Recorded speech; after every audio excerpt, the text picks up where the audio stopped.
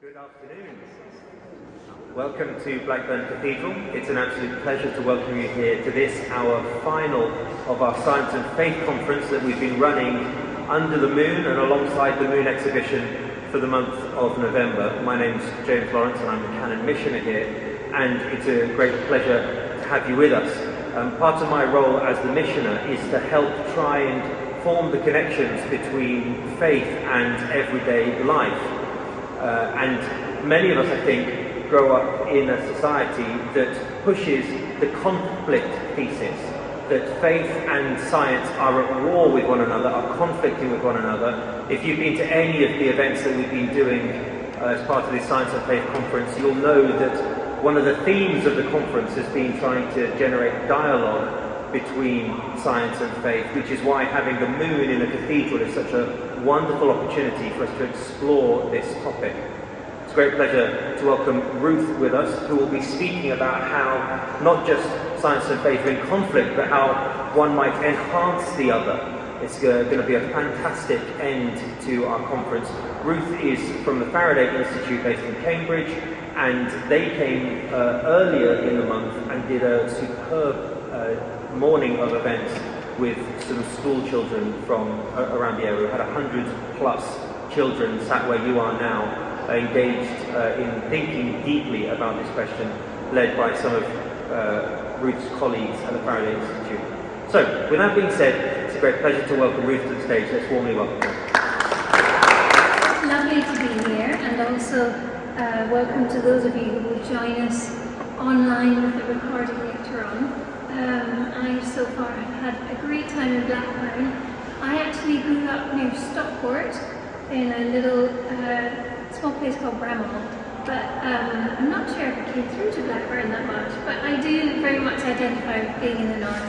I had a lovely breakfast here, Lancashire breakfast in the cafe, which I highly recommend, and yeah, it's good to be here. I was actually feeling sad because I hadn't brought any hands-on science for you to do.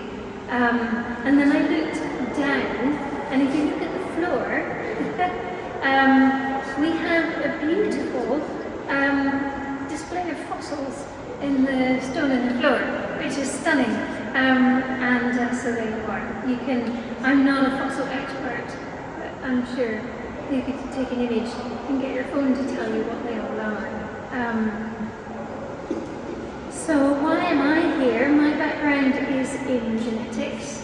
A long time ago, I'm slightly out of date on that now, about 20 years ago, I got to the postdoc stage, sort of having finished my PhD and doing my first job after that, and then I took a jump out of the lab into, sorry, I'll just start my timer so I know how long I've been going on for.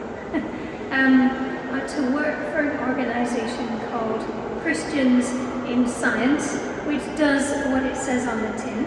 It's a fellowship for people who are interested in these topics, particularly those with a scientific background, but not exclusively.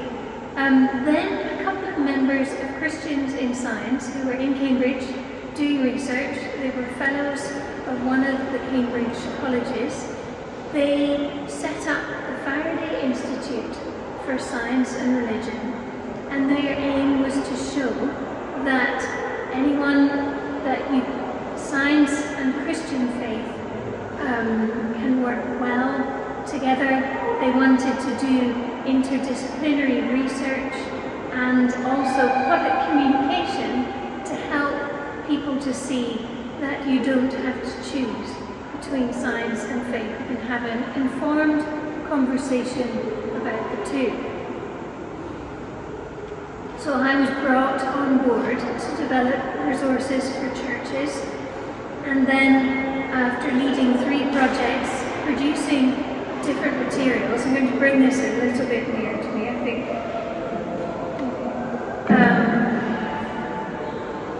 Then I was made Church Engagement Director at the Faraday Institute, which also does what it says on the tin. So I'm now 4 days a week doing that, and 1 day a week as a theology student. So I want to know just a tiny bit about some of you. are here, if I could just see a show of hands, who's been to one of these lectures in this science series? Has anyone been to one? Few. Yes. Who is a regular at cathedral events? Some. Yes. Does anyone have a scientific, post-16, have a scientific background of some sort? Good. I'm assuming most of you don't, and you don't. But if you do, I hope this will also fill your tank. I'm going to start talking about what is science. Now, I have some writing on the screen. I will also read it out if you forgot your glasses. I'm trying to speak slowly. I know we have a lot of noise to compete with. I'm sorry. Science is about gathering evidence for things. It's about things we can measure, things we can observe. It's about coming up with general principles behind what is going on and things that we can describe mathematically. Scientific knowledge is always provisional. It can always be disproved. If it's not disprovable, it's not science. Also, science is done by humans, funnily enough, well, for now, but it's worth remembering that we are biased, but we try to reduce it by working together. We look over each other's shoulders and say, are you sure? Can you try again? What would happen if we did it another way? And we review each other's work, sometimes quite harshly, because the aim is to get nearer to the truth. Sometimes it's a bit 2 steps forward and 3 steps back, but in the end, we want to get nearer to the truth. And the results can be beautiful. This is a lovely coral reef. Scientists, usually each one will have a form of beauty that they appreciate, and it might be that appreciation that has drawn them to science, to their particular field of science in the first place. It may be a model organism they work with. I studied zebrafish, which I thought were beautiful. Maybe you like equations, maybe something as lovely as coral.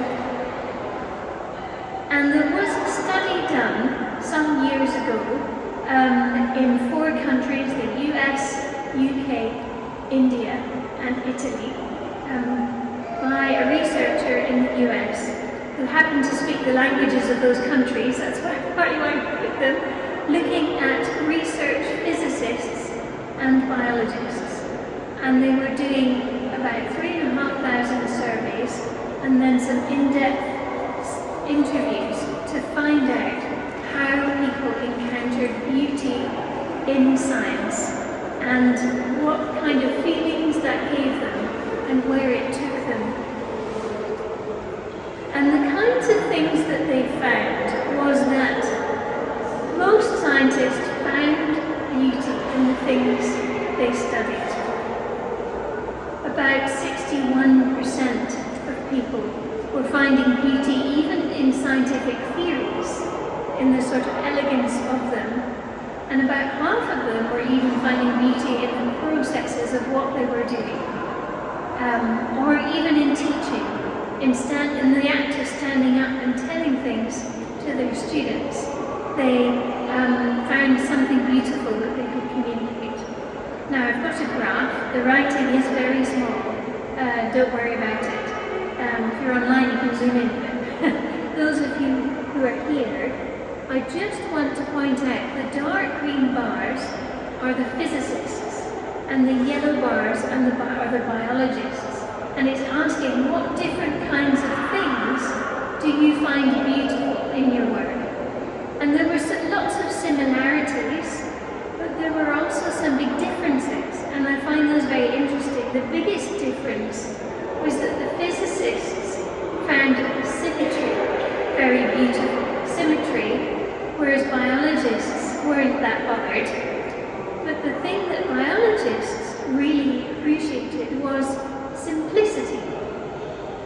they were studying. And they also, the physicists enjoyed simplicity, the biologists enjoyed complexity and pleasing colours and shapes. Quite shallow, that's why I've got so many lovely pictures as a biologist. And I think because we are studying complex systems, we have to appreciate that. As I said, the people are often drawn into their field because they appreciate that or learn to appreciate that kind of beauty. And they're very creative. Scientists are incredibly creative. For example, these are tiny worms, about 2 millimeters long. They live in the soil and other places, but we're about to have lunch, so I won't talk about that. They're friendly, but they're very useful in the lab. They share many of the same properties as our own bodies. The blue that you can see here is, I think, just generic fluorescent staining of our bodies, mainly and especially the DNA. The red is something that's been inserted into them. I don't know the details of this experiment, but biologists often used a fluorescent tack on the end of a gene, so that when that gene does its business and does something in the body, you can see it shining. You can see where it's active. It's incredibly useful, especially in an organism that is transparent. So that's the kind of creativity that we can see in science. Even getting your equipment to work, this is very, very technical microscopy. One of the most beautiful pictures to come out of somebody's career in science. And in the middle you can see one cell surrounded by others, and the stripes are the skeleton of the cell.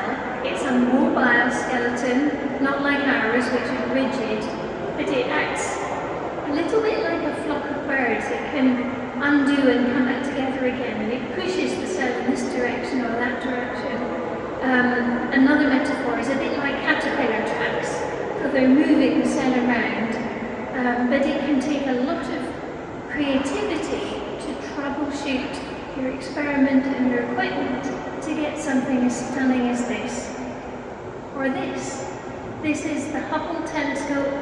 Now we have the James Webb Space Telescope, which can see even further. But this was the deep field study where people could bid for a bit of time on this telescope, and one of the people involved in running the telescope, I think, asked, I just want to point it in a black space and see what we find. And they may have had to do quite some justification of this, because their colleagues said that it's expensive. What on earth do you think you're going to find? But then they found, as he had hoped, I guess, very, very distant galaxies. And I was talking to someone on Wednesday, this is the privilege of being in Cambridge, whose department has the record for the most distant galaxy. So 3.5 billion light years away. So the light we are seeing from that galaxy left not long after the universe came into existence and has just reached us. The mind boggles. Let me give you a gentler awe story, just to build you up to that. Scientists, I wouldn't say often feel awe. They feel those kinds of big feelings occasionally, and they're the stories they tell.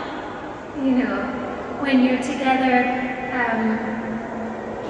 with friends or family or colleagues sharing yarns, and then they have a story.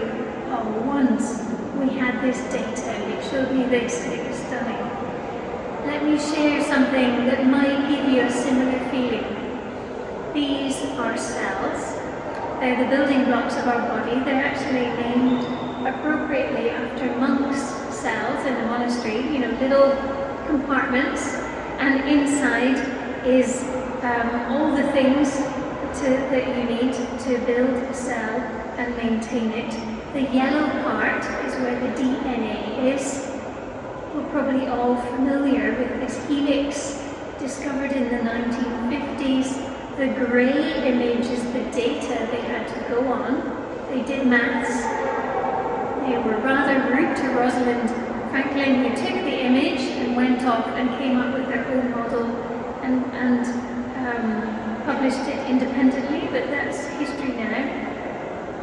The DNA is like a computer code or a recipe. So it says, do this, then do that. It's got instructions on it. In the ladder contains the instructions, and it says, do this first, then do that, then do the other. And this long line of code is coiled up into what are called chromosomes. They look to me like stripy socks. And we have 23 pairs.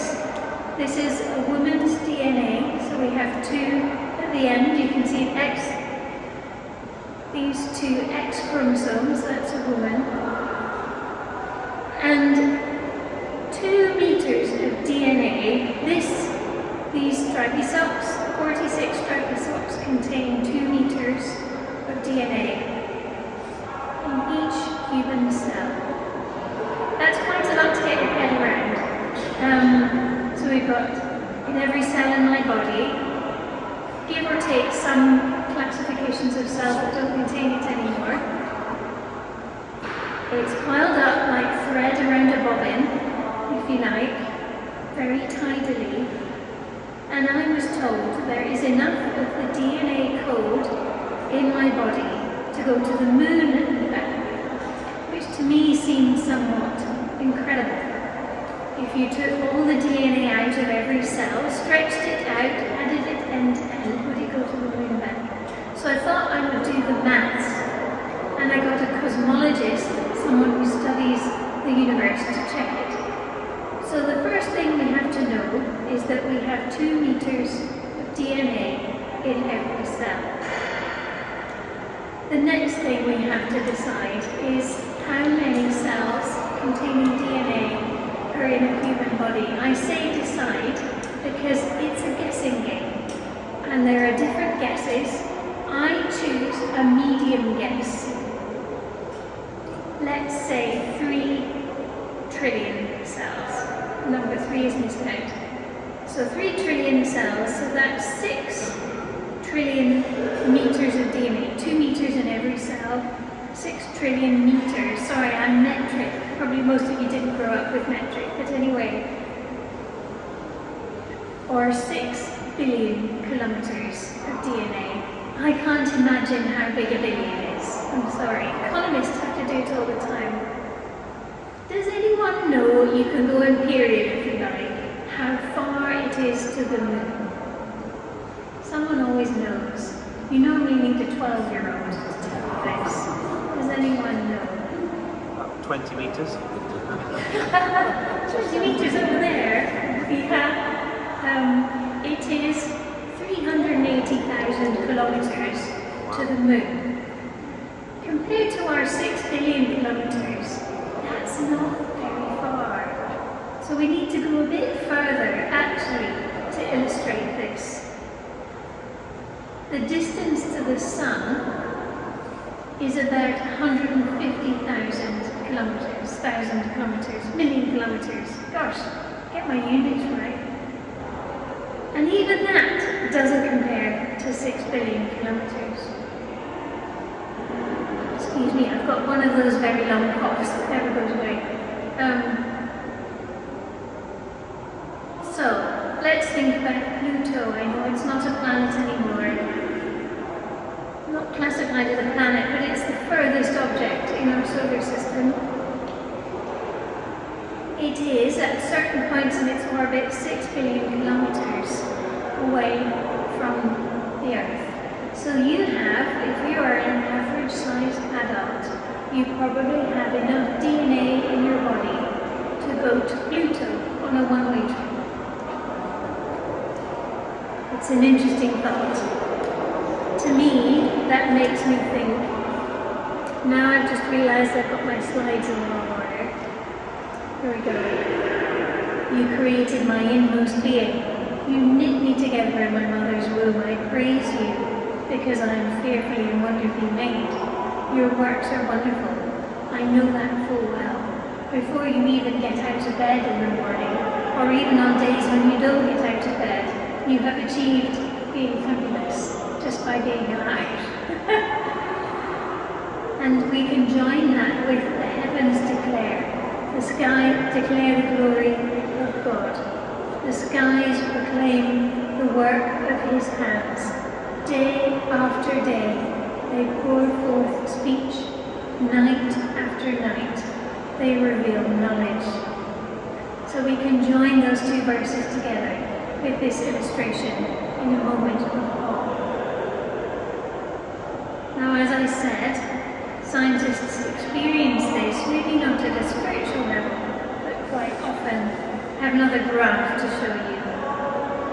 We'll read the writing out. So, the yellow is, dark yellow is scientists, biologists and physicists who didn't feel this feeling very often. The dark green is people who feel it all the time, and then there are the sort of shades in between. And they asked questions in this survey. This is the survey I told you about earlier. One of the questions was, when did you feel a sense of reverence or respect about the things you were discovering? And looking at the results, 90% of people felt this doing the research at some time or other, at least rarely. And rarely is quite often, when most of the time you're trying to raise money, teach students, get experiments to work, go to conferences, what have you.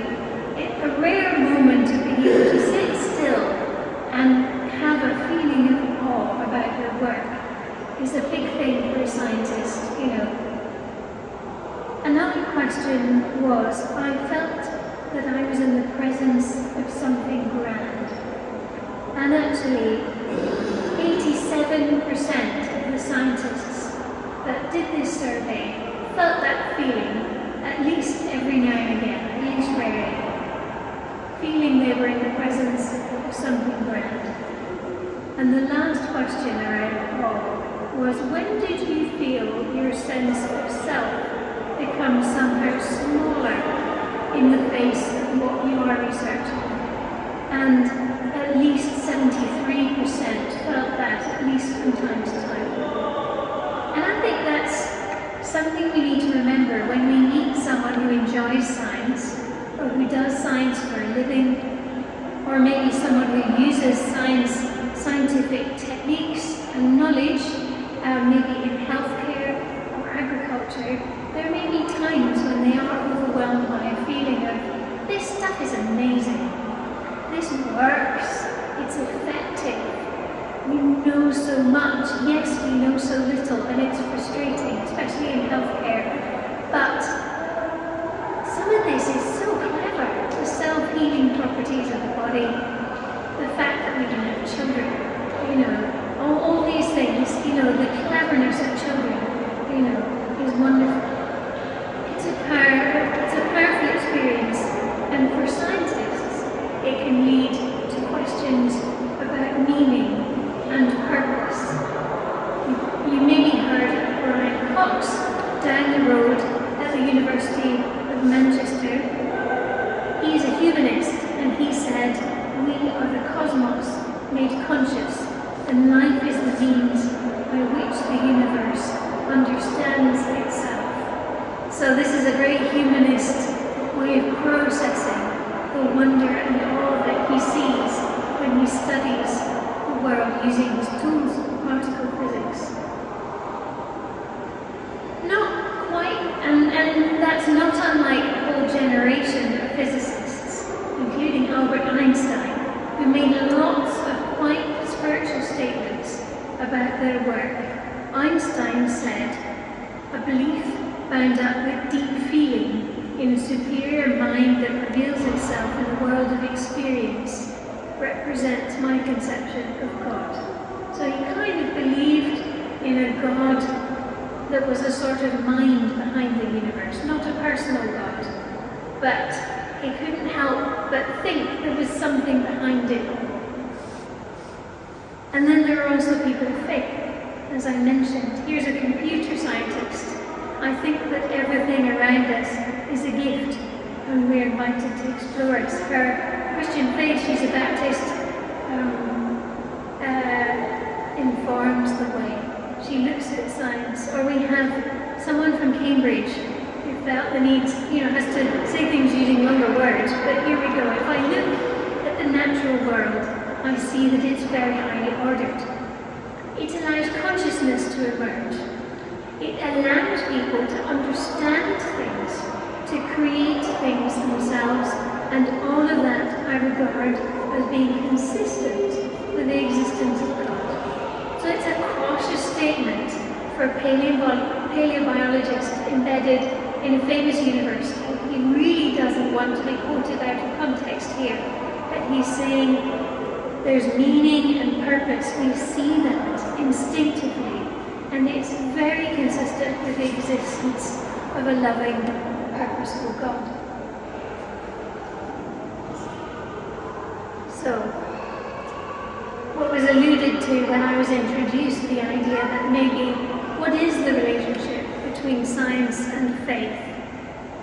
This chap, Robert Salvandrin, said that together both types of truth, science and Christianity, give a fuller and more meaningful picture of life, of the world, and indeed of the universe. So as if you have a pair of binoculars, you need both lenses to make sense of the world. Or, as well as binoculars, you can look at the world like one big Venn diagram. That's the name for this kind of graph. I've got to be a scientist if I start summarizing life as a Venn diagram. But here we go. When I was working in a lab, this is what it felt like. My Christian faith undergirded and gave value, meaning and purpose and drive to everything I did. That's the big circle that includes everything. And then all the smaller circles within that, with the different activities I did, essential sleep, eating, friendship, time off relaxing, doing other things, hobbies, but also my science. Those circles were bigger or smaller depending on what was going on, but that was roughly it. That science was an activity that I did within the background of my Christian faith. It was informed by my faith, and there were certain things I did as a scientist that I wouldn't do elsewhere. I wouldn't pray for a particular result of an experiment. To me, that would be a contradiction. I'm trying to study the world God made, not tell him how he ought to have made it. But equally, I would maybe pray that I would do my experiment well. I would maybe be very excited to understand cancer, which would, excited to understand the way cells works. And in order to study how things work, it's helpful to look at what happens when they break. So for example, you study cancerous cells in order to help you to understand normal cells. So in a sense, I was excited about cancer in an intellectual way, but then when I go to visit someone in the hospital, I am not excited about their cancer. I'm praying that they'll get better. So that's kind of how science and faith worked together for me. So what I've talked about until now was science feeding into and leading up to spiritual questions, to faith and its compatibility with faith. And the next part of the talk, for the next 15 minutes, before we have some questions, I want to talk about how Christianity feeds into science. And I've got a picture of plankton here, or as I've mentioned, we've got this wonderful floor to look at, which has equally complex, formally living things in there. And let's think about how Christianity feeds into the study of those things. Christians believe that God made a good creation. Let's go and study it. It's a gift. The world, I believe that the world depends on God for its existence. God is not constrained, was never constrained by anything. When he created the universe, he could do what he liked. So we can't sit here and do philosophy and think, well, the way it should have happened is this or that, as a certain form of philosophy did in the past. We know we have to go out and explore the world. And as I said, we believe that creation is a gift. It's for us to explore, to rule gently and wisely, and in order to do that, we have to go and look at it and study it. There's nothing to be afraid of if we're responsible and wise.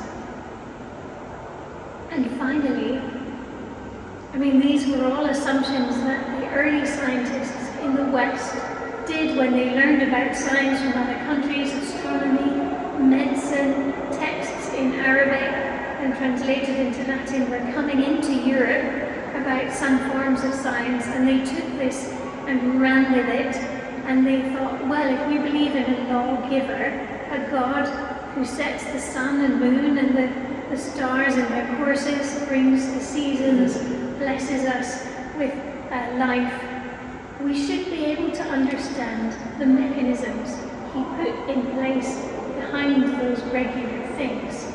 So they looked and they went out looking for scientific laws, and that was a step of faith, and it was rewarded.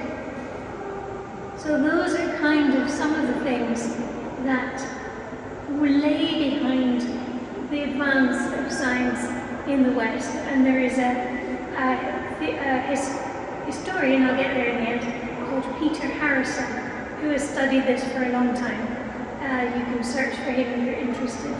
Look up Peter Harrison. There are some long and short works online you can read from him. So I want to give you a theology of science, a very simple one, but first of all we need to go into some assumptions. This is what scientists do when they start making models. First of all, everything in the world belongs to God.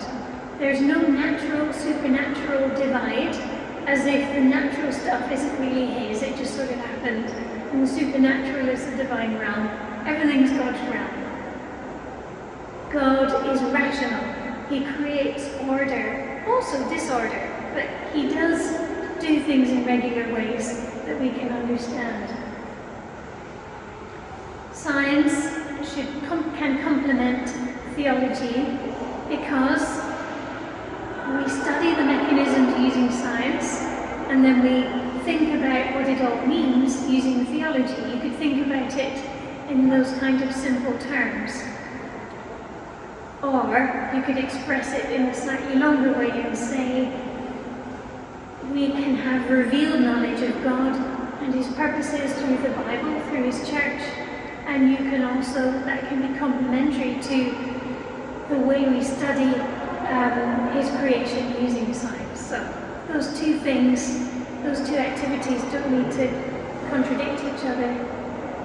Or if you're into philosophy, you could think of God as being the primary cause behind everything, and scientists studying the secondary causes that God set in place in order to make things happen. So God made everything, and he put other things, he put mechanisms in place to make things happen. So God's the primary cause, and the mechanisms are the secondary causes that we study. So different ways of thinking about how science and theology can complement each other. Theology just being the study of God. Also an assumption I would make, that Christians would make, is that we should do science and use the knowledge we get through science in ethical ways. So, that's the background. What's the theology of science? This is very simple. As I said, I value science because it's valuable in and of itself. Creation is very good. Creation, the Bible, the whole of the biblical story says creation is worshipping God, bringing glory to him and witnessing to his glory. The heavens declare the glory of God, the Psalms say. So if I love God, then I should be studying his creation, or at least cheering on those people who are studying his creation and enjoying the things that they tell us about it. I also value science because it's useful. This is the stuff that goes in the grant applications. You can't say the first things, I don't think, in grant applications. I value science because it helps me to worship God. When I look down a microscope and see cells, when I used to be able to do that, that would give me some fuel for my own worship and prayer later. I can learn wisdom from it, the Proverbs say. They're, using images and analogies from the natural world to teach us things. And actually, people in other countries as well, who are living much more closely to the land, could tell me lots of lessons that they have learned from the living things or from natural things. We learn wisdom from God's creation, and that's accessible to all of us if we take our time to listen and watch and be still and learn. There's also a therapeutic effect, not just of being in nature, but of exploring it using the tools of science. And then this is the part that we go to first, usually. I put it further down the order to make a point. Yes, we can use science to care for people, to care for the rest of creation, and that's incredibly helpful. But there are also lots of other reasons why we do science, or you could have lots of other motivations for doing science, including it's a crucible for character formation. I'm sure many people who did scientific study and went on to do something else would tell you some lessons they learned from having to do the experiment again, realizing they were wrong, having to listen and work to with other people, and so on. It's also a place where, like any occupation you can do, paid or unpaid, valued or unvalued by society, where we can demonstrate Christ-like principles, being gentle and generous, being kind and loving and selfless, enjoying God's creation. So, for example, when I sat in this little patch of woodland, this was on the Applecross Peninsula, on the west coast of Scotland. I actually found it because the dog that was on holiday with my group took us that way. If you're a dog owner, you know that. They're like, smells good, and you think, okay, it looks nice. So we went through this beautiful patch of woodland, and I visited it there the next day when it was sunny and quiet, and sat. And I knew by then, because I had looked up and read an information leaflet, this was as close to an old-growth temperate rainforest as you can get in this country. One of those very tiny patches of rainforest left here, fairly undisturbed, thousands of species of lichen and moss and bryophyte, if you know what those are. I spotted my first slime mold, if you're into that kind of thing. And I praised God. I saw, I observed, I used my knowledge of biology, looking at things. The trees were covered in moss and ferns and creepers, and I thought, wow, yeah, it really is a rainforest. This place is seriously wet. I think I sat gingerly on a bare rock. Everything else was very soggy, and it was absolutely stunning. So the next question that is inevitable that people ask is, does science reveal God? Can we have proof for God from looking at his creation? Now, I would say, based on my definition of science, this is impossible. We do not prove things scientifically. Anything. But then you could ask, can we come up with some kind of evidence, if we're being a little bit more careful with our language, for God? And the technical phrase for this is natural theology. Finding God, studying God in nature. Can we do this? And I would say very, very carefully. Make sure you know what you're doing. Read, learn, have people around you who have good theological training before you make any, or attempted to make any wild statements.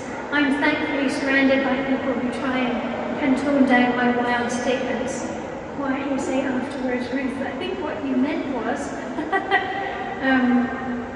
For all of us, I would say green. You notice my traffic light color code here. If you're not colorblind, we're now on the green. We've gone through red and orange. We're now on green. Of using Christian theology, using what the Bible teaches about God as a lens to look at the world. And if you're not a person of faith, you could try the lens on as a thought experiment. Does it make sense of this world, that it is ordered, it is fruitful, it is surprising? And I would say yes, Christianity makes sense of what we know with science. We read about a God who put order into the world. That is what I believe is one of the main messages of Genesis 1 to 3. God put order in the world. He actually uses disorder to create life. And we see that. Physicists could tell you about that. I'm going to quote one later on.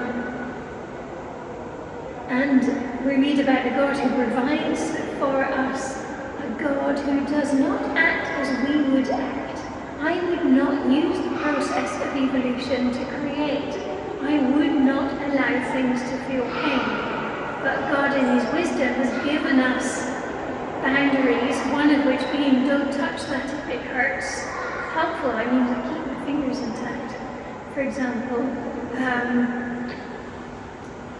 you're going to be sick if you eat something infected. You know, we have these boundaries that help us to live life. I know there are difficult questions around that, and I'm sure someone will want to explore that in the Q&A time. But I just want to dwell for a minute on how our Christian faith makes sense of what we see in science.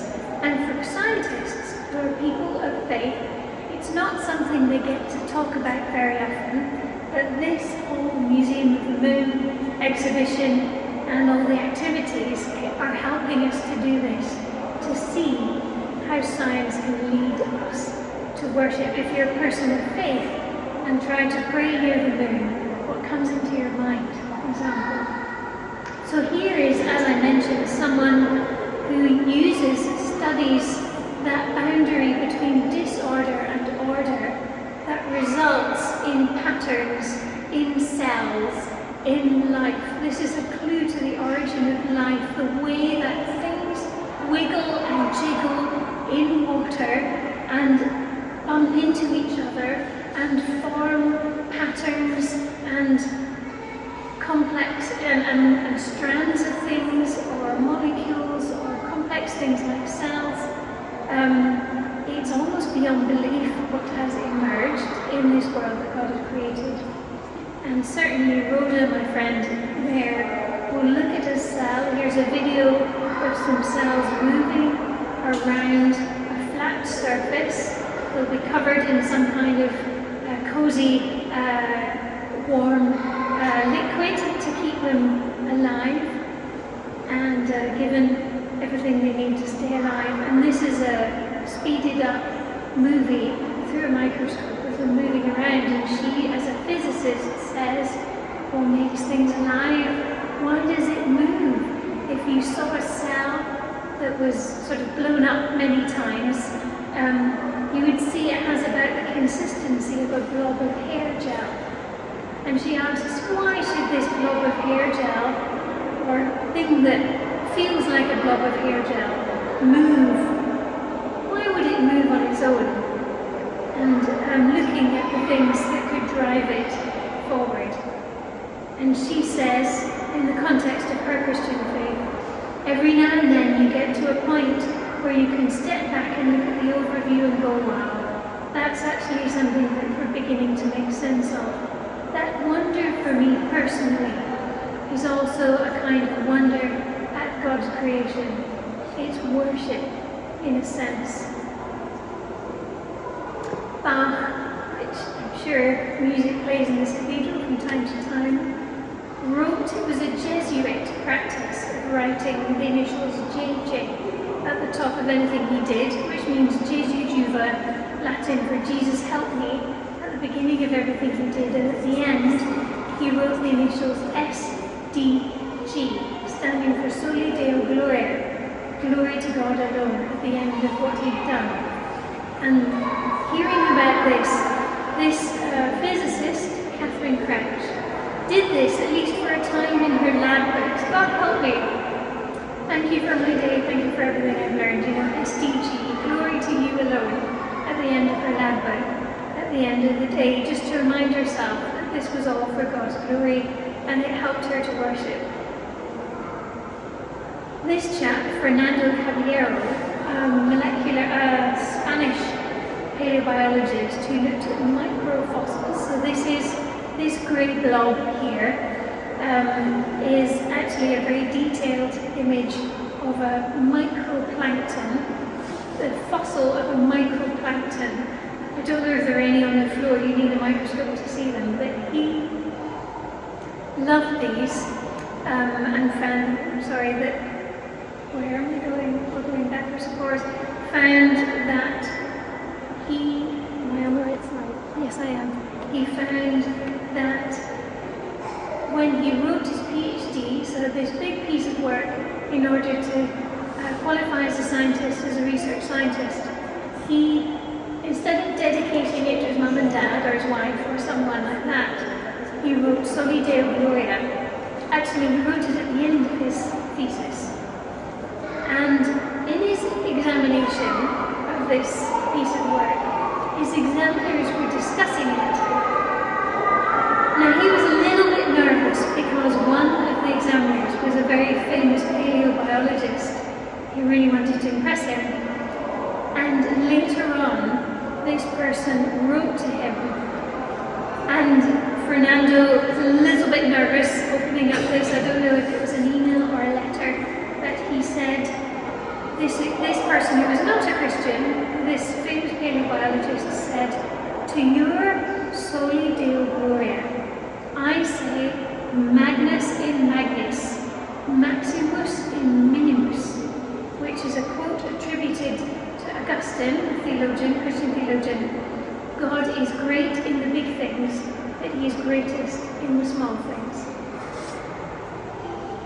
So whatever this man's belief system was, he certainly had a spiritual moment, this famous paleobiologist who examined Fernando Caballero's thesis, that something spiritual was going on that he could see as he studied these microfossils. So I'll just tell one more story about someone who studies worms. Here is a speeded up version of the colourful worms you saw earlier. I think it's very beautiful, but I'm a biologist, whatever floats your boat. There it is again. You can see its gut, you can see its reproductive organs all the way through its body.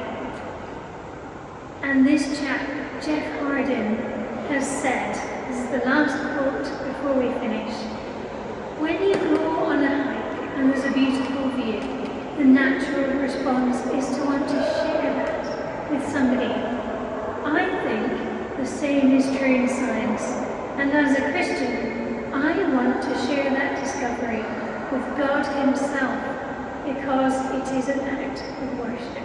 It becomes an act of worship. So that is what I have to say. That's the experience, I think, of many Christians in the sciences. I've yet to find one who has said, no, none of it was beautiful, none of it stirred me, made me ask big questions. People normally have things like that to say, and I think this is a fantastic place to start with discussions about science and religion. If someone who's a scientist walks into your church, for example, ask them, what do you study? And just see their face light up. Ask them some questions about it, try to understand it. Ask them, what do you think is beautiful? And what does that make you think about? So, those are my thoughts. Now it's your turn to talk, if we can have time for maybe some questions or people to share their own experiences. Over to you. Yeah, I'll repeat the question. that's probably the simplest way for the video and for those who can't hear. So someone's asking, the Bible looks as if it's saying the world is 4,000 to 6,000 or so years old, and I'm saying, there's a much longer time scale. Where does that fit in with dinosaurs, and what scientists think about the age of the Earth, or dinosaurs on the Ark and the flood? And yes, so this is one of the points where views diverge among Christians. So some would say we interpret Genesis at face value. So they would add up the dates and the ages of people. And it was Bishop Usher, I think, or maybe it was an Archbishop, I can't remember, who did this and came up with a date of sort of sometime in October, about 6,000 years ago. Like, he came up with a really precise date. And it was in some Bibles for a little while as a sort of footnote, like a study Bible footnote. And I think it's always been, well, it's hard to say how many theologians would have accepted that view. My impression is that, on the whole, even from very early days, I quoted Augustine, sort of around that time, several hundred years after Jesus was on earth, people were saying, it says morning and evening, first day, morning and evening, second day. But this is a storytelling device in order to help people to frame the story, help people remember it in an oral culture. So it's a true story, and it's about really important things that are true. There's a God. He made the world. He made everything. Nothing constrained him. He made out of his own creativity. He made people carefully and lovingly and brought them into relationship with himself. He gave them something to do. All those things Christians agree on, the sort of basic doctrine of creation. But then others, and it really took up in popularity in the sort of 1960s and 70s. It came from Seventh-day Adventism, I gather. And there's a chap called Ron Numbers who's done a lot of history around, quite a lot of people have, but he's done a lot of history around where this kind of view came from of 6,000 years. And from Seventh-day Adventism, people were saying, no, actually we need to go back, we need to look at, not the, I would call it the traditional view of the sort of, the ages aren't specified, but we need a more modern view of adding up the ages. And almost like an apologetic for God, for the existence of God, saying, ignore the scientists, this is how it is. Anyway, I'm going on a bit, but just to kind of say that this is where Christians have different views. I don't think you have to believe that to be a Christian. So we're set free then to explore different views, peel the layers of the onion off the Genesis story. People use that analogy for looking at. So you believe that the world is older than 6,000 years? Because now I've been reading the magazine Creationist, and they say that the dinosaurs were taken into the Ark, as you can see with flood levels and flood plains and sedentary levels, that everything was from that flood, the dinosaurs. So that, as I said, some people believe that there is as you just said, that people believe that the world is 6,000 years old, the dinosaurs were on the Ark, it was a recent thing. And I would say, there's a very long, ancient, I would say the most ancient tradition is that the world, of course, it's that time of year. The Bible is not a scientific textbook, and I think my analysis is that I feel that we really want the Bible to tell us science. We really want to come back against people who say science means we don't need God, we don't need to think about whether there's a God anymore. It shows us that there's no God. And they want to come back against that science equals no God with no, God equals no science. Got it the wrong way around.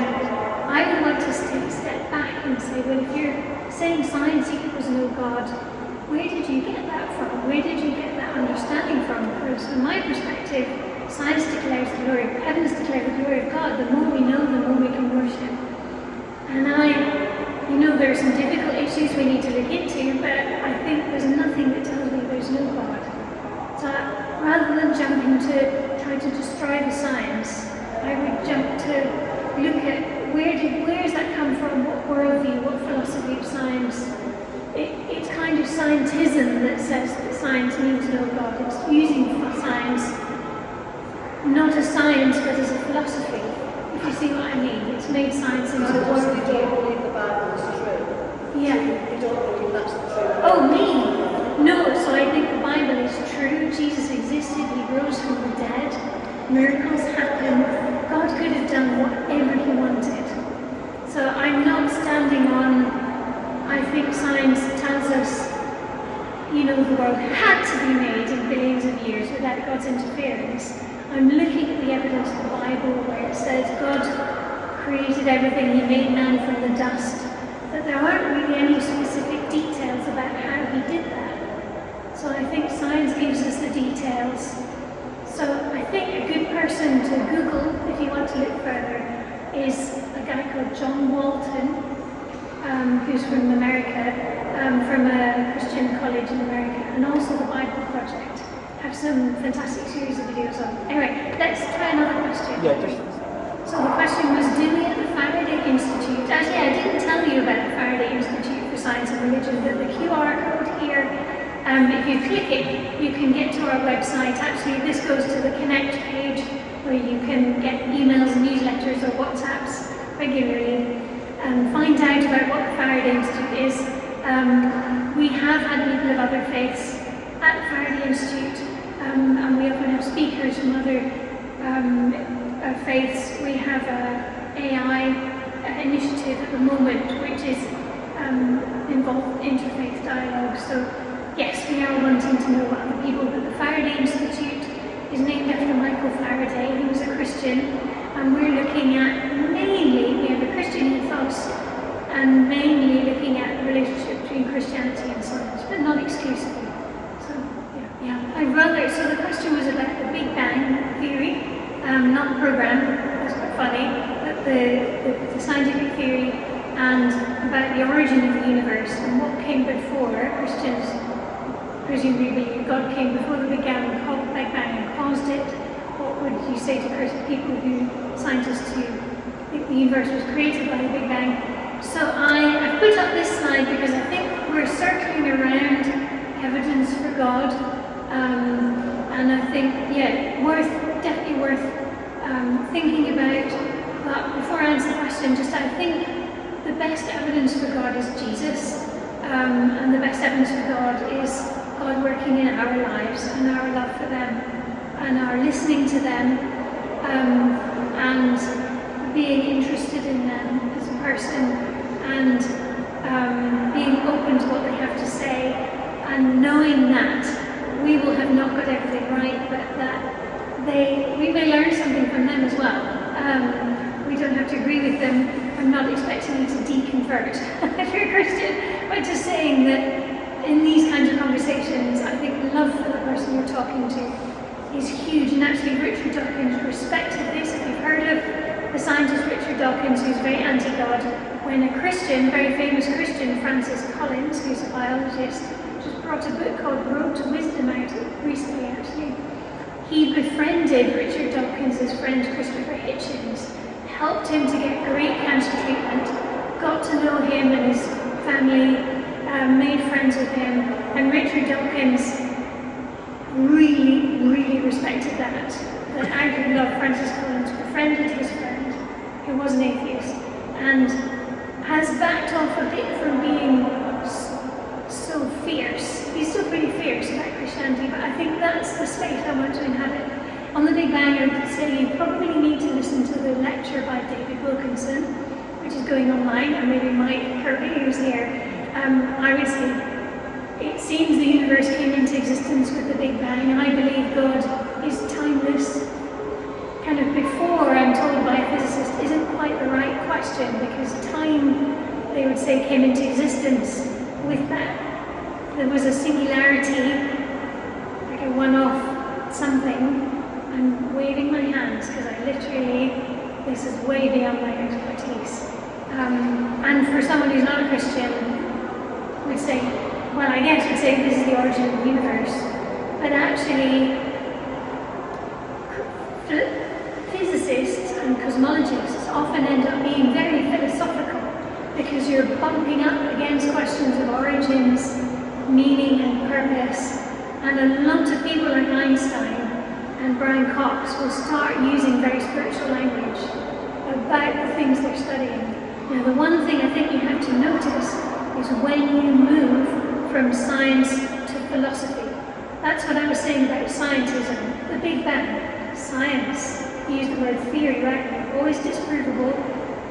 And when they start saying, therefore no God, you've suddenly gone into philosophy. So you just need to make sure you're drawing the line for yourself and other people and say, are we on science or philosophy here? And making sure that we know that science has limits and will never tell us what we ought to do or anything about meaning or purpose. Just data. So, there we go. Okay. Let's give Ruth a warm round of applause. Thank you so much.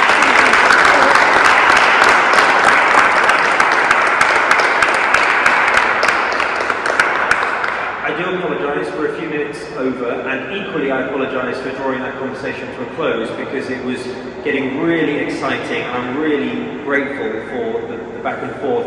But one of the things it reveals is how science pushes Christianity and how Christianity pushes science, and it might be that that push starts to feel like a conflict.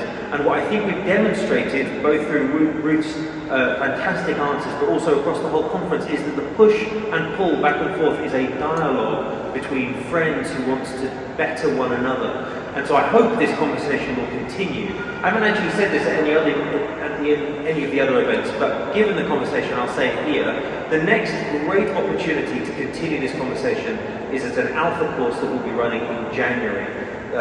We'll be putting out flyers for those across Christmas, but at some point in January I will be holding an alpha course. It's a great place if you want to continue these conversations about the relationship between science and faith, or what is faith, what is Christianity, etc., etc. Please do come and speak to me. I'd love to get the contact details for them. But that's enough for today. Thank you so much. It's been a great pleasure. Can I also say a massive thank you to Mike Kirby, canon scientist at Liverpool Cathedral, who's been helping in putting these lectures together. So thank you to Mike for all that he's done as well. Thank you, everyone. Have a great afternoon.